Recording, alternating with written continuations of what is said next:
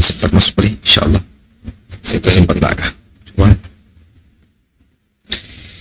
Innal hamdalillah nahmaduhu wa nasta'inuhu wa nastaghfiruh wa na'udzu billahi min syururi anfusina may yahdihillahu fala mudhillalah wa may yudlil fala hadiyalah. Asyhadu an la ilaha illallah wa asyhadu anna Muhammadar Rasulullah. Allahumma salli ala sayyidina Muhammad wa ala alihi wa ashabihi ajma'in. Rabbi syrah li sadri wa yassir li amri wahlul 'uqdatam min lisani yafqahu qawli, amma ba'd. Tuan-tuan sidang jamaah dirahmati Allah Subhanahu wa taala.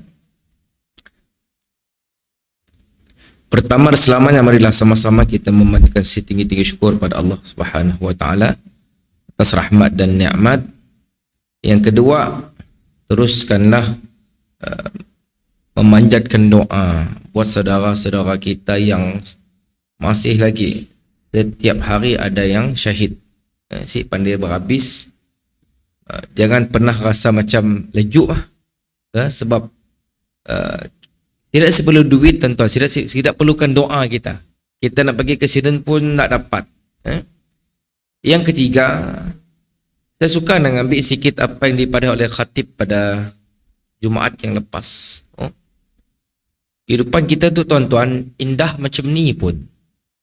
Dikelilingi oleh harta kah, oleh keluarga kah, oleh kejayaan yang baik.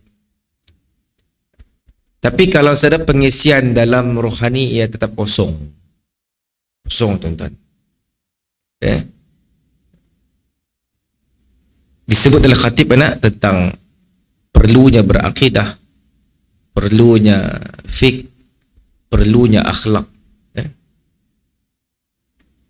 Sayang keluarga, sayang bini, bukan di dunia aja. Dunia tu singkat.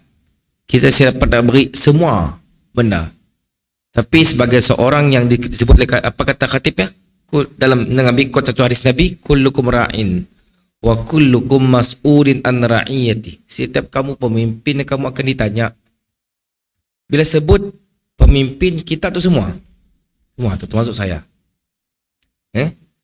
Dan bila disebut ditanya, siapa nanya? Allah akan nanya. Allah nanya, dan Allah akan audit every single each of us. Kiralah kita tu ustaz kah, bilal kah, imam kah, jemaah kah, marbut kah, semua akan ditanya. Dan tak ada siapa akan nolong. Saya nampak tuan-tuan lihat tafsir Quran dalam surah Ar-Rahman menyebut satu peristiwa kita semua akan berhimpun di mahsyar dan setiap orang akan melarikan dirinya daripada keluarganya. Kena, tuan-tuan, apa kata mufassirin, apa kata Allah? Mereka melarikan diri kerana takut hak-hak akan dituntut waktu ya. Anak akan nuntut haknya, bini akan nuntut haknya. Tuan-tuan yang rahmati Allah Subhanahu wa taala, perkara yang Allah sebut dalam Quran, yang Nabi sebut dalam hadis, kena kita risau, kena kita bingung. Bingung dengan diri pun lebih daripada bingung tentang orang lain. Cuma menjadi satu tabiat si bagus orang kita tu, ya gago git dengan hal orang. Gago git dengan hal orang daripada diri pun. Betul sih? Ancangan daripada dulu sampai itu si pernah berhenti ya. Ancangan melodi. Pernah berhenti si cerita ya? Si pernah. So kita ya, ancangan cerita apa tuan-tuan? Cerita hal orang lain. Kan? Jadi sebagai nak buka minda kita 2024 tu, risaukan diri masing-masing, tuan-tuan. Sebab jiwa yang ada pada kita tu menyaksikan mati. Adapun kematian yang kita akan lalui ia hanyalah perpindahan ke satu alam yang kekal. Alam yang kekal maksudnya kita asyikkan mati sampai bila-bila. Sekarang, tuan-tuan, kehidupan sekarang adalah satu perjalanan. Senang, susah, berat, palak mikir kerja, tenang sekejap, pergi bercuti, Susah balik penimpalan. Macam mana proses? Si pandai habis. Sampailah mati. Sebenarnya si selesai. Ada lagi cerita lepas ya. Jadi mudah-mudahan tuan-tuan ambil lah mana-mana peluang di masjid tu. Kalau tuan-tuan belajar akidah, tujuannya untuk supaya akidah kita lebih mantap. Pastikan orang yang ajar kita yang beri input-input yang semakin kita dengar, semakin aku meyakini Allah, meyakini apa daripada Nabi. Bila kita belajar fiqah, semakin kita belajar fiqah, setakat imam berupa rakaat, small matter, aku boleh cover. Bila setakat orang tanya pasal wuduk, tukang tayamum, apa-apa berkaitan, okey, aku boleh jawab. Ya, bagus. Bila belajar fiqah. Kita belajar akhlak. Akhlak Rasulullah panggil kita makin bagus. Dalam bab agama kita tahu selok-beloknya berdasarkan ilmu. Jadi ya yang kita kena fokus tuan-tuan. Macam bila saya turun ngajar hari 40 tu, ada perkara-perkara yang general dalam agama yang disampaikan oleh Imam An-Nawawi melalui hadis-hadis Nabi. Supaya kita tu make sure. Sebab dalam hadis Arba'in tu, Arba'in Nawawi tu himpun semua benda. Akhlak ada, akidah ada, fiqah ada, Quran pun ada sikit. Maka kehidupan manusia kena macam mana? Kita kena berhati-hati. Sebab bila kita masa tuan-tuan, kita tu, semua kita tu, masa kita makin panjang atau makin pendek? Makin pendek. Bila makin pendek, nyawa makin sendat. Makin sendat tuan-tuan, sebab kita makin dekat dengan Allah, makin dekat dengan Allah. Macam ni tu. Aku dah ready belum? Dah ready belum tu? Amalan aku macam ni, diterima asih oleh Allah. Nabi kelah dapat si aku tu umatnya. Di titian sirat dapat si aku lalu, dah bahaya neraka. Sadar lagi cubaan kedua, ketiga tuan-tuan sadar. Limpas titian, gugur, habis cerita. Bercerita. Tapilah bila kita belajar akidah supaya membetulkan kehidupan sekarang. Jadi mudah-mudahan pembuka tahun 2024 tu benda-benda macam tu kena fikir. Macam saya pada tadi, waktu makin singkat, makin singkat. Kadang-kadang kita banyak habis masa mikir nak lain, kan? Cerita hal politik mana habis sih? Cik mana habis?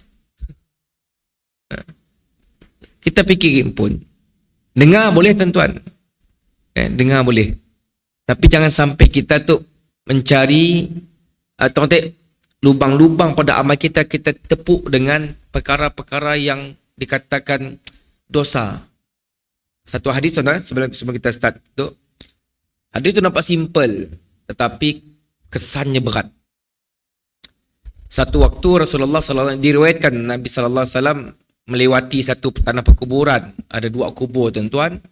Nabi madah mafhumnya dua orang dalam tu sedang diazab. Nabi tahu sebab daripada wahyu. Bukan macam tanah kubur. Tanah kubur tu berasap lah, ular lah, mayat hitam lah. Ia mengarut. Nabi tahu sebab Allah padah. Cerita gaib tu manusia si tahu. Jadi Nabi tahu dua orang sedang diazab sebab Allah padah melalui wahyu. Benda ghaibiyat hanya perantaraannya Allah dan Rasul. Selebih daripada ya, khurafat, syirik dan seterusnya. Okay? Maka kata Nabi, dua orang ini sedang diazab. Seorang kemih si berbasuh. Kena, perlu diazab. Bila kemih si berbasuh, ia memberi kesan kepada ibadahnya. Sembahyang, tak dapat. Apa aja ibadah si dapat, sebabnya masih lah kadang kotor. Satu. Yang kedua, yang tu yang agak nampak ringan tetapi berat. Namun tu yang banyak di kepala kita. Namimah. Namamah ke namimah, iaitu adu domba. Ngembak cerita. Si kiralah cerita yang betul ke si betul si perlu. Sebab kalau contohlah cerita kita dimbak ke orang lain, mau sih? Suka sih? Si suka nak. Sebab dalam bab-bab macam tu berhati-hati tuan-tuan. Kata-kata saya masih ingat pesanan seorang guru saya. Si apalah amalan kita si banyak, yang penting si mula dosa. Si apalah amalan si berapa banyak, tapi dosa kita si pola. Bagus lagi daripada amalan melobo-lobo, dosa pun melobo-lobo. Sebab apa tuan-tuan? Kita akan dihisap, akan diperhitungkan satu persatu. Setiap dosa tu tuan-tuan, nya berkait rapat dengan pahala. Kita dosa dengan orang, nya si setakat dosa, tetapi akhirnya amalan kita akan ditelannya. Sama aja kita berbuat syirik. Apa kata Nabi? Orang yang menilik dan tukang tilik itu tempatnya di neraka. Nampak sih, semua dosa tu yang pergi ke neraka. Ke neraka, makan amalan. So bagus kita sik mula dosa, tapi amalan kita simple je. Tapi orang kita tu yang kena ditwist. Okey, kalau kita dapat nahan diri dari dosa, amalan banyak, lebih bagus. Tapi kalau si dapat nahan dosa, tuan-tuan hati-hati. Yang kita kena padah-padah dengan orang tahu.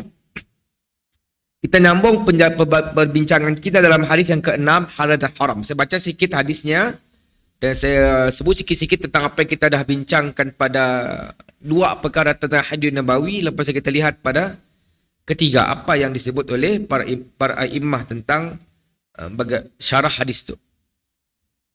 Daripada Abi Abdullah Nu'man bin Bashir radhiyallahu anhuma, beliau berkata, sami'tu Rasulullah sallallahu alaihi wasallam, innal halal bayyin wa innal haramul bayyin, innal harama bayyin wa bainahuma umurun mushtabihat la ya'lamuhunna katsirun minan nas famanittaqa syubuhati faqad istabra'a li dinihi wa irdihi wa man waqa'a fi syubuhati waqa'a fil haram karra'i yar'a hawla al-himay yushiku an yarta'a fihi. Ala wa inna likulli malikin hima. Ala wa inna himallah maharimuhu. Ala wa inna fil jasadil mudghah idza salahal jasad kulluh wa idza fasadal jasad kulluh. Ala wa hiya qalb. Sesungguhnya yang halal itu jelas dan yang haram itu jelas. Di antara keduanya terdapat perkara-perkara syubhat sama-sama. Dalam kehidupan kita, halal ada, haram ada. Di antara keduanya ada juga yang disebut sebagai syubhat sama-sama yang tidak diketahui oleh manusia. Bila sebut tidak diketahui oleh manusia itu maksudnya ulama-ulama.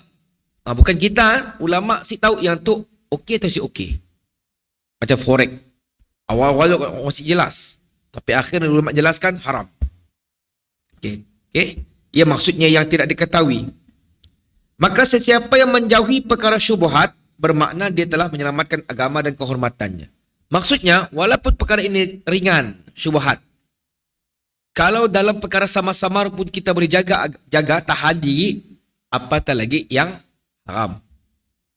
Tapi kalau perkara syubhat pun tidak dapat dijaga, halal aja lah, go ahead aja. Yang haram laginya berani. Maksud tuan-tuan, sekecil-kecil kita boleh jaga, yang besar is okay. Tapi kalau yang kecil pun dilanggar juga, dilajak juga, yang besar dahsyat lagi. Dan sesiapa yang terjerumus ke dalam perkara syubhat, maka dibimbangi akan terjerumus dalam perkara yang diharamkan. Macam saya pada tadi lah, nya sebagai laluan kecil kepada laluan besar yang memberi mudarat. Kalau mudarat tu kepada harta benda dunia is okay tuan-tuan. Sebab tu akan ditinggal kita. Tapi kalau yang memberi mudarat kepada keimanan, memberi mudarat kepada ibadah kita, memberi mudarat kepada pahala kita, memang high risk. Kumpul, tepuk pahala padahal bubus. Macam kita beli beras bubus. Guni apalah guna nak tepuk sampai rumah air kosong. Jadi sia-sia. Jangan pula benda yang sia-sia tuan-tuan. Macam Jumaat nak selalu Bilal nyebut idzal qulta li sahibik wal imamu yahtubul yaumal jum'ati ansit faqad larut. Jangan berkata idzal qulta li sahibik. Jangan berbuat perkara yang sia-sia. meskipun dengan perkataan diam, maka laralah, sia-sialah pahala Jumaat. Dapat sah sembahyang Jumaat, tapi si dapat apa-apa. Tak ada oleh, orang penat macam ni aja. Okay? Sebagaimana penggembala yang membawa haiwan gembalanya di sekitar padang larangan, maka lambat laun dia mungkin akan memasukinya. Ketahuilah bahawa setiap raja memiliki larangan, dan larangan Allah adalah apa yang dia haramkan. Ketahuilah bahawa dalam diri terdapat segumpal daging. Jika ia baik, maka baiklah seluruh tubuh ini, dan jika ia buruk, maka buruklah seluruh tubuh. Ketahuilah bahawa itu adalah hati. Kita ada cerita sikit tentang Nu'man bin Bashir. Nu'man bin Bashir itu seorang sahabat, tuan-tuan, yang hebat, menghafal meriwayatkan 114 hadis. Beliau, antara jasa beliau, mengembak baju Khalifah Umar yang berdarah yang dibunuh, ya, digantung di Homs, satu tempat di Syria, untuk menaikkan semangat, sebab di Syria itu tempat Muawiyah. Dan Nu'man bin Bashir mati dibunuh di perkampungan Homs pada tahun 64 Hijri. Yes, ya, kita dah cerita dulu. Kita dah cerita juga. Yang pertama dulu, apa yang Allah haram, haram. Yang halal, halal. Jangan diubah, melainkan darurat. Okay?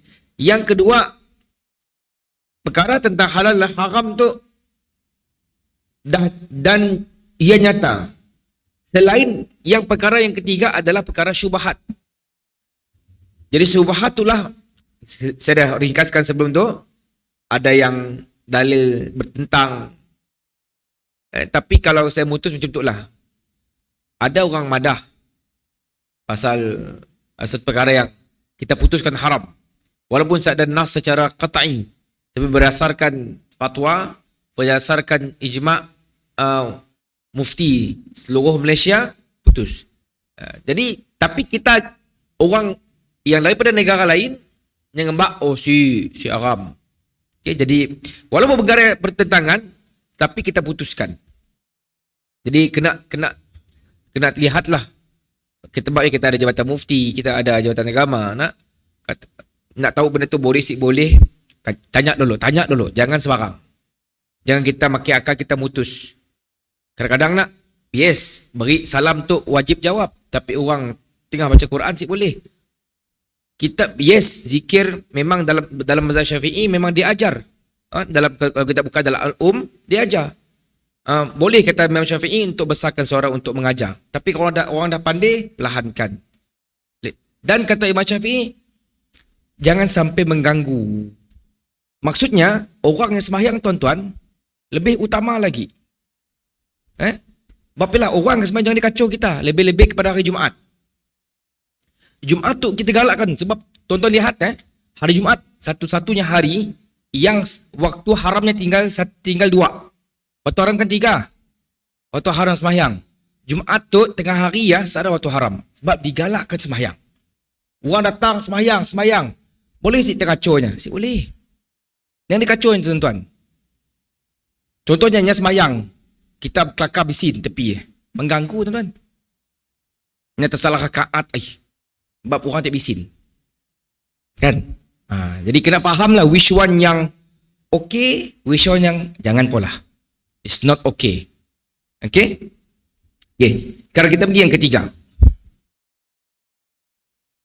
Imam Daqi Al-Aid rahimahullah menyebut bahawa para ulama berbeza pendapat dalam mengkategorikan perkara syubhat. Kita bagi penjelasan sedikit. Yang pertama, golongan yang mengatakan syubhat sebagai perkara yang haram. Ada di kalangan ulama yang kelak saya sebut siapa yang mengatakan perkara syubhat itu haram. Apa alasan mereka, tuan-tuan? Adalah ucapan Nabi SAW yang bermaksud barang siapa yang menghindari dari yang samar, maka dia telah menjaga agama dan kehormatannya, dan barang siapa yang terjatuh dalam perkara yang samar, maka dia telah terjatuh dalam perkara yang haram.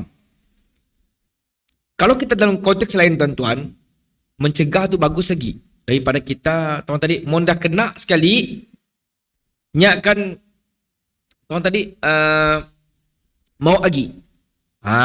Tuan tadi, bapilah dalam hadis tu, Nabi madah apa? Kita ngembak kambing makan dekat satu tempat, tapi ada sempadan. Bila dah selalu mbak, kita boleh yakin si kambing si pergi ke tempat yang si boleh. Siapa nak? Ujung-ujungnya pergi juga. So better jangan pergi terus. Lebih selamat. Jadi Nabi nak madah umpama manusia tu macam ya. Jangan berjeri jinak. Contohlah, saya pernah dulu zaman-zaman tahun 1992. Ambil orang kapit, orang ulu zaman dulu. Nang macam ni orang madana tempat jin bersepak. Nama kapit nak pergi ke Miri zamannya, ya Allah. Tahun 1991. Saya form 1. Makai express dulu slow pakai kayu kan. 5 jam buat sampai Sibu. Lepas saya makai bas pun sikit je waktu ya. Miri Sarawak Transport ke Miri Transport. Jalan berbatu tuan-tuan. Sampai Miri kita bawa dengan bandar. Okay. Bila saya ringkas dengan cerita lah waktu ya, bila kan form 1, nama form 1 tu boleh tahan je lah. Bila kawan ngulur rokok, cobalah sikit nak. Lama-lama alulah. Sampai ditangkap pengawas. Saya ingat tangkap oleh ketua pelajar dulu. Tengah ngesit dia tangkap ya. Bila tangkap tuan-tuan, marah pengawas, dia kumpul. Wah, form 1, dia kecil. Dah dia kapit. Dikumpul semua geng orang form 1 jadi yang berani-berani ngisap kumpul dia okok jarum Okok jarum dia mana. Sumbat dalam mulut. Okok dia mana. Saya tampar seorang. Kerana tamparannya sampai itu saya sip mokok. Maksud saya tuan-tuan, jangan start. Bila dah start, ujung-ujung saya akan berhenti. Jadi yang tu yang ditakut oleh Nabi. Sebabnya sebagian ulama mengatakan perkara ini boleh jadi haram. Better don't was-was tu. Syubhah. Yang pertama. Golongan yang kedua mengatakan syubhat sebagai halal. Yang pertama tadi haram. Yang kedua mengatakan halal. Apa alasan mereka? Seperti pengembala yang berada dekat di pagar milik orang lain. Ini menunjukkan dia belum menjejaki kepada keharaman. Namun sebaiknya kita bersikap warak, hati-hati untuk meninggalkan. Tapi komen saya, kalau iman atau pengetahuan kita okey. Tapi kalau iman atau pengetahuan kita tu kata orang Melayu ni bolehlah sikit-sikit ajiboh. Jangan beranilah. Jangan berani. Nah, sebab manusia tu kita tu si tahan diuji tuan-tuan. Kita nak orang kena ujian ya. Kita tang nyaman yang nangga dak. Tapi belum tentu bila kalau kita kena. Kelakar nyaman. Sidak tu sepatutnya beriman, memang kelakar nyaman, coba kita kena. Sebab selalunya ujian datang di saat iman tengah turun tuan-tuan. Waktu ya ujian datang. Okey? Yang ketiga, golongan yang mengatakan syubhat itu tidak juga halal dan tidak juga haram. Itu penjelasan daripada Ibnu Daqiq Al-Aid. Apa katanya? Nabi telah menyebutkan bahawa halal dan haram jelas. Maka hendaklah kita bersikap seperti itu, tetapi meninggalnya adalah lebih baik dan hendaklah bersikap warak. Saya ambil contoh macam tu lah. Kita naik bas. Seats ada 2 kosong. Okay. Sebelah tu ada perempuan tua, sebelah tu ada perempuan muda. Sadar, si salah nak duduk dekat perempuan muda, boleh. Nak duduk dekat perempuan tua pun boleh. Nah, tapi kalau kita nak jaga, ambil yang tua lah. Nah, tapi ya, sadar nak muda juga dia agaknya. Tak boleh duduk situ, cik. Heksen, lanji ya. Nah, gimana maksudnya? Sadarlah clear haram sih, tapi untuk menjaga, better janganlah pergi siang. Sebenarnya itu yang lebih tepat.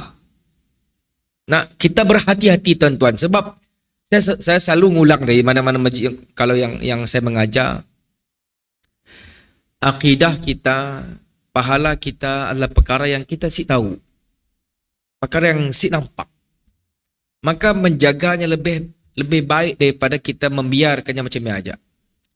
Kita sih tahu tuan-tuan, kadang-kadang akidah kita tu boleh tahu tadi cedera, pahala kita boleh rumpung, boleh berayang. Kita sih tahu tuan-tuan. Kita pola pahala, dalam masa yang sama kita pola benda-benda yang memberi ancaman kepada pahala. Sebab saya suka bagi orang yang semangatnya beragama tu tinggi, saya sering memberi pesan. Bila orang semangat beragama tu tinggi, nya fokus dengan pahala aja. Tapi yang dosa tu nya macam tangga sebelah mata. Nampak. Sedangkan dalam hadis kita baca tadi, kata Ibnu Daqiq Al-Aid, yang sama-sama tu lagi perlu dijaga-jaga, karena kalau nya boleh jaga yang sama-sama, maka kehormatannya, agamanya akan terpelihara. Benda tu kita lalui sepanjang kehidupan kita tuan-tuan. Kita dengar orang kelakar nak. Aku nak jawab, kasih jawab. Nak nyambung, kasih. Diam je lah. Nyambung panjang tuan-tuan. Macam di office nak. Bila bos kita kelakar, kawan kita kelakar, ada benda kita rasa perlu jawab. Ada benda kita rasa, diam je lah. Kelakar jawab pula, panjang ke cerita. Diam je lah. Ambil apa yang kata Nabi. Man kana yu'minu billahi wal yawmil akhir falyakul khair aw liyasmut. Diam je. Sebab kita tu adalah makhluk yang suka, kalau belajar ilmu mantik kita tu adalah haiwanun natik, binatang yang boleh berkata-kata. Jadi kita kelakar je kerja kita. Maka bila Ibnu Daqiq Al-Aid mengatakan yang haram, yang halal dan syubhat itu yang berada antara keduanya, makanya quote apa yang disebut oleh Nabi sallallahu alaihi wasallam, apa katanya? La ya'lamuhunna katsirun minan nas. Banyak manusia yang tidak mengetahui. Okay? Kalau kita sih tahu tuan-tuan, sama ada kita jangan pola dalam bab agama tu tuan-tuan, bab ibadah, bab akidah. Tanya dulu bawa pola, bukan dah pola bawa tanya. Kalau dah pola bawa tanya, bila orang marah boleh kita marah. Tanya dulu. Mula. Kalau dah mula, kesan kita beranggapan, boleh kali nak. Boleh kali. Berkali-kali lah kita dah boleh kali. Siapa agama, siapa kita make, siapa di assumption kita siapa. Dengan berani tuan-tuan. Baik sama datik, saya berani merisikokan akidah saya, ibadah saya untuk perkara yang saya tahu. Yang tu yang Nabi ajar. Jangan give risk at your pahala, at your akidah dan perkara-perkara yang kita tahu. Sebab emosi bermain, psikologi main. Kau pengurusi masjid bah. Cucuk lah iblis. Kan kita belajar dari iblis, cucuk lagi orang kawan. Kau dah experience, patut jaga kita. Manusia bila dicucuk, dibisit, start. Tahu tadi angkat jabar tu orang. Atang sehnya. Okay? Yang keempat, berkata Imam Ibnu Daqiq Al-Aid yang ulang benda yang sama. Wa fi dalil ala anna syubhah laha hukmun khas biha yadullu alaihi dalil syar'i yumkinu an yasila ilaihi ba'dan nas. Hal ini menunjukkan bahawa masalah syubhat mempunyai hukum tersendiri yang diterangkan oleh syariat, sehingga sebagian orang ada yang berhasil mengetahui hukumnya dengan tepat. Nabi sallallahu alaihi wasallam bersabda, Da' ma yaribuka ila ma la yaribuka. Da' ila ma yaribuka ila ma la yaribuka. Maksudnya tinggallah apa yang meragukan kamu kepada yang tidak meragukan kamu. Orang ajar kita zikir. Peliknya, bunyi zikir tu si pernah aku dengar tu. Tapi ada zikir yang Nabi ibadah apa? Afdalu zikri fa'lam annahu la ilaha illallah.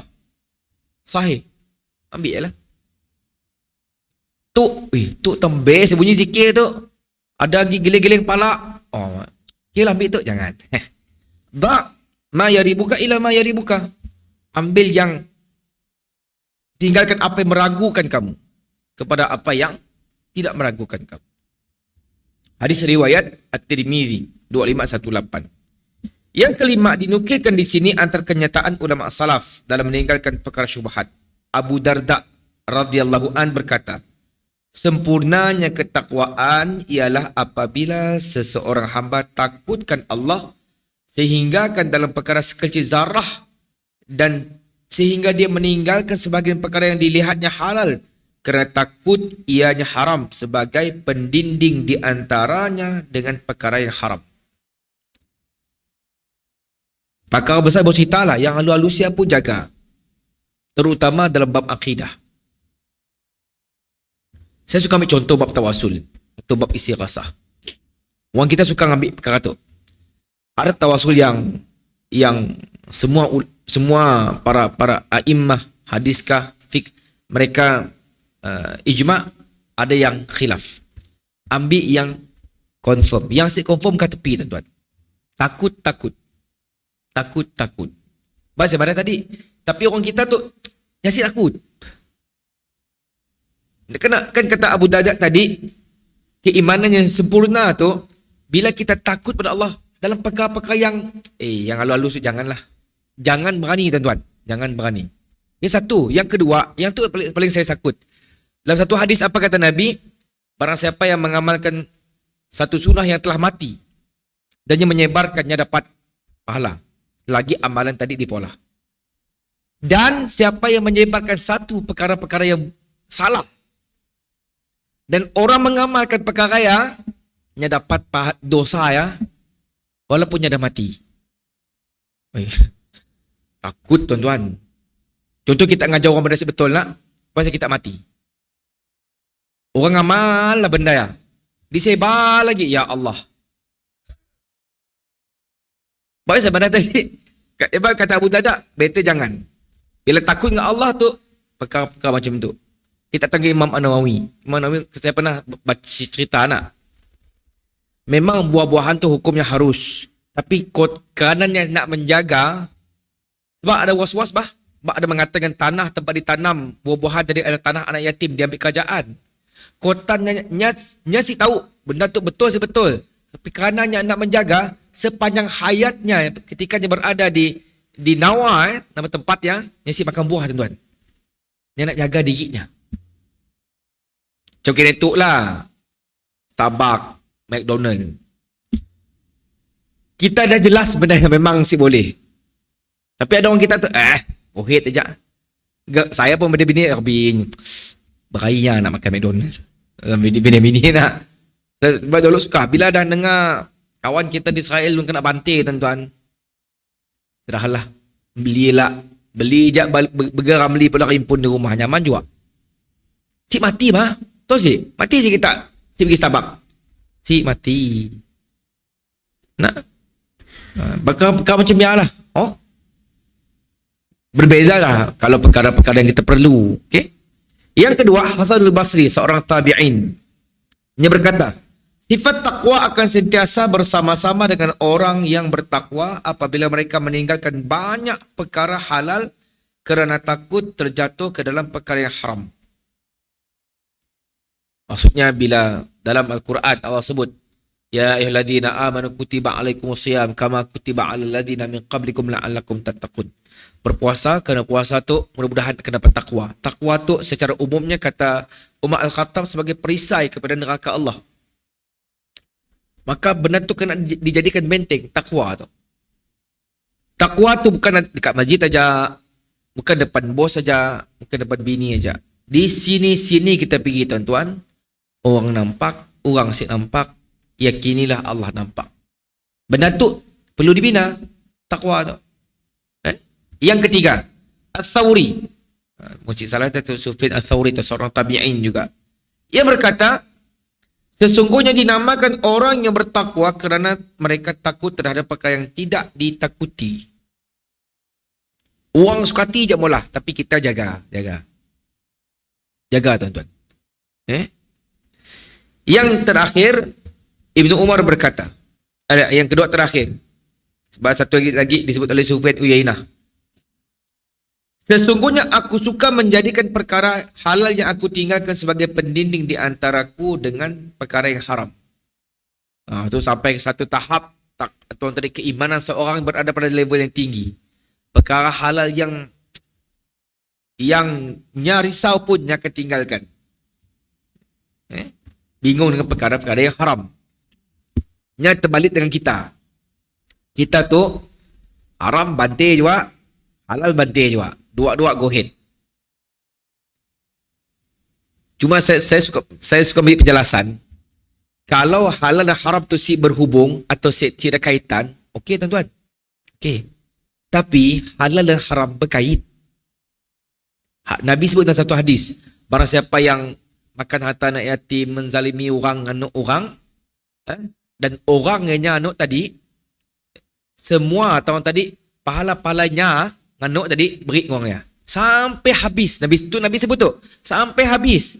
Habis dah pahala kita yang kita anak orang tadi, akhirnya dosanya beri kita. Kan merisikokan diri kita. Bahasa mana tadi, sama je dengan orang-orang yang adu domba, orang yang mula cerita-cerita bulak. Lagi dahsyat kalau mula cerita bulak lekat dengan nama Nabi, lagi bahaya. Apa kata Nabi? Barang siapa yang berbohong atas namaku, maka ia tempat di neraka. Ya Allah. Semua yang saya sebut tadi ada kesan sikit dengan pahala? Ada kesan. Kalau kita ingat, wah aku dah selalu pergi umrah, selalu sedekah, selalu pahala. Kita lupa yang dosa kita banyak juga pula. Bila depan Allah lah, puang atau puang nak, kosong pahala. Tak ada apa-apa. Ni nak bila nangan sebelah, ya Allah. Itu kan nak kuat ya. Dosanya dan kita. Tu ya kita. Allah nyesal aku. You are too late. No turning back. Bercerita. Nah, waktu yang kita nak nyesal, kena laku si dengar pada ustaz tu. Apa kata bapak saya dulu, putih mata. Putih mata dah. Bak pula bapak. Kan? Bapak, biar itu si fahamnya, bukan pada kita putih mata. Saya ingat dulu. Pak jangan bersikal guguk lah. Main juga dah guguk lah. Kata pak. Putih mata. Yang keenam. Sebab-sebab berlaku kekeliruan atau syubhat terbagi kepada 4. Yang tu kita ambil sebagai satu semangat untuk kita jaga diri kita. Pertama, saya dah sebut tadi, tu saya ulang lagi, kurangnya ilmu. Okay, bila kurang ilmu, kita tahulah. Saya ada informasi. Nah, maka beranilah. Yang kedua, kurangnya kefahaman. Baca hadis tapi langgar penjelasan. Kan? Ini kena ada penjelasan. Kena ada kefahaman yang betul. Kalau dalam bab solat, kena tahu yang ni sunat, nak ni rukun, nak ni hay'ah, nak ni aba'at. Kena faham. Nak ni dikatakan ahli sunnah, nak ni mazhab 4. Kena faham. Okay? Yang keempat, kecuaian dalam pemerhatian dan kajian. Cuai. Contoh, kita nak cerita tentang Islam, tapi kita kita nukil kepada benda yang patut dinukil. Contoh, kita ambil daripada Wikipedia. Wikipedia tu satu laman web yang siapa-siapa boleh edit. Dannya tidak dimasukkan dalam kategori rujukan yang berautoriti. Kita nak cerita tentang satu benda yang berkait dengan agama. Kita rujuk benda macam itu. Nonsense lah. Ngarut. Nah, ataupun kita cerita pasal Nabi Ibrahim, tapi rujuk Bible Mormon. Pelik lah. Kan? Ataupun satu lagi yang orang kita suka cerita adalah cerita Israiliyat. Sebagian ulama mutakhirin tidak membenarkan cerita-cerita Israiliyat sebab boleh menghilangkan objektif Al-Quran. Tapi ada beberapa cara untuk kita menanggapi. Tapi jangan sampai ke tahap syok. Okay. Yang ketiga, kecuali dalam pemerhatian. Contoh kita seronok cerita tentang Ashabul Kahfi. Sampai nak masuk kita cerita, nama sidaknya cerita. Sedangkan Al-Quran sebut pun. Sampai kita marah, nak di Turki ya, di Sia, nang di Sia lah. Tahu Ashabul Kahfi sedangkan Al-Quran madah pun. Okay. Yang kena stop di sini, Allah stop.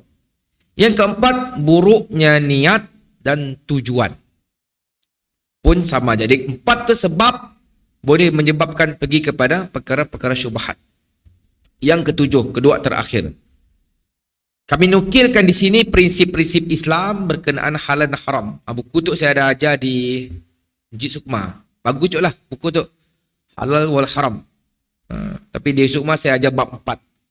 Adat dan kepercayaan orang Islam. Apa katanya? Hukum asal sesuatu ialah harus dibolehkan. Itu dalam perkara-perkara yang bukan ibadah. Hukum perkara muamalah harus semuanya. Okay. Yang kedua, kuasa halal dan haram adalah hak Allah Subhanahu wa taala semata-mata. Maka kita diharamkan untuk mengubahnya.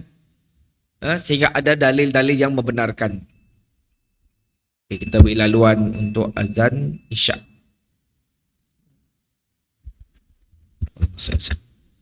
Allah berbahasa itu titip betul titip Muhammad dan wasilah fatihah wa darajat sama sikit tonton. Jadi apa yang Muhammad Qardawi simpulkan tentang halal dan haram, mengharamkan yang halal dan menghalalkan yang haram sama dengan syirik. Tahu syirik tu benda satu dosa yang Allah si ampunkan. Kita telah mengubah. Allah mada boleh, kita mada si boleh. Allah mada si boleh, kita mada boleh.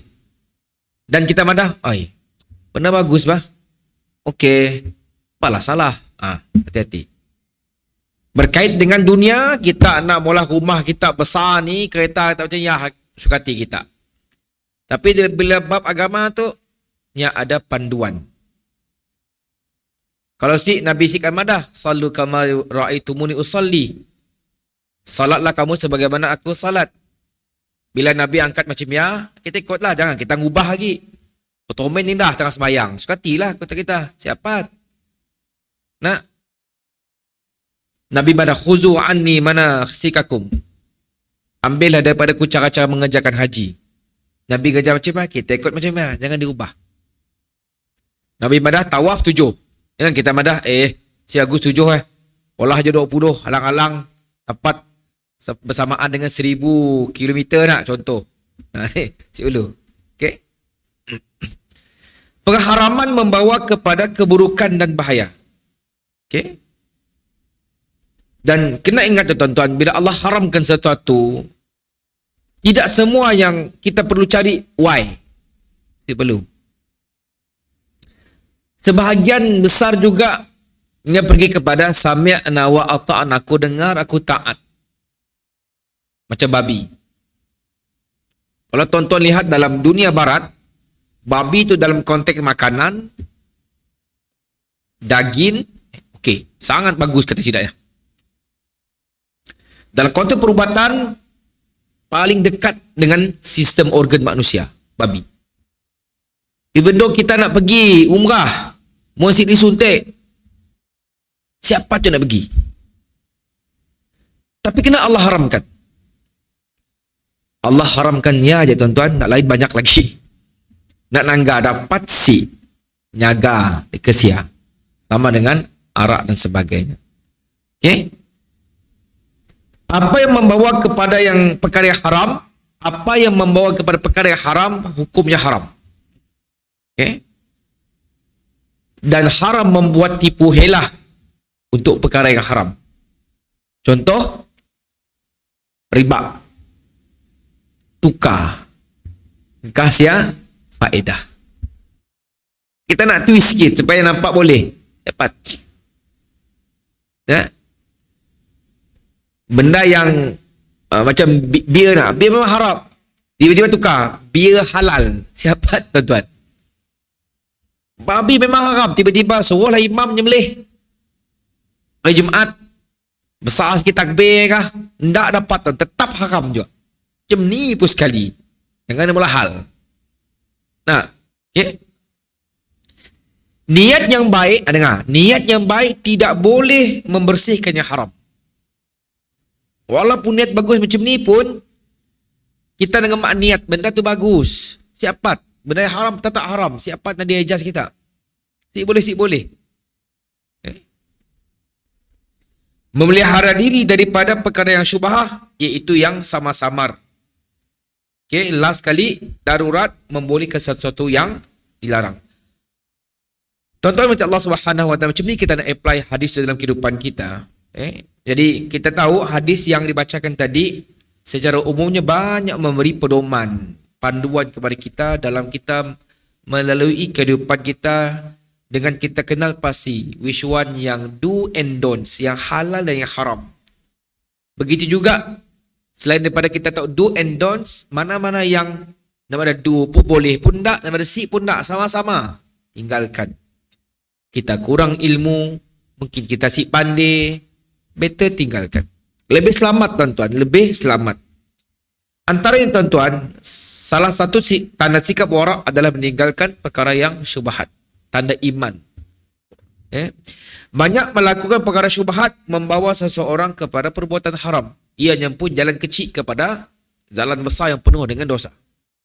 Yang ketiga, penanda takwa adalah dia meninggalkan, seseorang yang meninggalkan perkara yang dibenarkan kerana khawatir terjerumus ke dalam perkara yang haram. Yang keempat, hendaklah menutup pintu dan ruang terhadap peluang yang membawa kepada perbuatan yang haram. Benda-benda yang samar-samar, yang boleh pergi ke sia, tutup pintunya. Makan makanan yang halal dan berusaha bersungguh-sungguh mendapatkan yang halal kerana ia sangat memberi kesan terhadap iman dan hati. Imam Ahmad rahimahullah ditanya, apakah perkara yang melembutkan hati? Beliau menjawab, makan makanan yang halal. Last kali, setiap keraguan dan kesamaran dalam sesuatu perkara sewajarnya ditinggalkan. Hal ini penting agar diri tidak terjebak dengan perkara haram. Hadis ini menjadi basic ataupun dasar kepada saddu zara'. Saddu zara' itu adalah menutup pintu keburukan. Lebih baik. Bahasa orang kita apa? Mencegah lebih baik daripada merawat.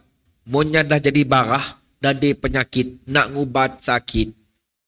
Lagi-lagi dengan kita tu jenis yang emo, simuk muka minda untuk belajar susah. Better don't lah. Kalau kita jenis yang open-minded, boleh mbak bincang, bukan jenis bungkas, bukan jenis angkat jabar, okey. Tapi kalau kita jenis angkat jabar, cepat bungkas, perkara-perkara yang lebih dilamatkan tu utamakan. Ujung-ujung berkelahi. Selain itu, dengan menjauhi kesamaran ini, kita telah menghiasi kita dengan sifat warak. Jadi banyaklah yang kita bincang itu berkenaan halal haram dan perkara samar-samar dalam melalui kehidupan kita. Mudah-mudahan apa yang saya sampaikan sebanyak dapat diambil manfaat. Tersilap, salah saya. Semoga diampunkan, dibetulkan, ditegur. Dan terkasar bahasa, saya minta ampun, minta maaf. Saya pun seorang manusia yang lari daripada berbuat salah. Kita tangguh dengan membaca tasbih kafarah dan suratul Asr. Bismillahirrahmanirrahim. Wal 'asri innal insana lafi khusr illa allazina amanu wa amilus salihat wa tawassaw bil haqq wa tawassaw bis sabr. Subhanakallahumma bihamdika asyhadu an la ilaha illa anta astaghfiruka wa atubu ilaik. Terima kasih. Maaf. Assalamualaikum warahmatullahi wabarakatuh.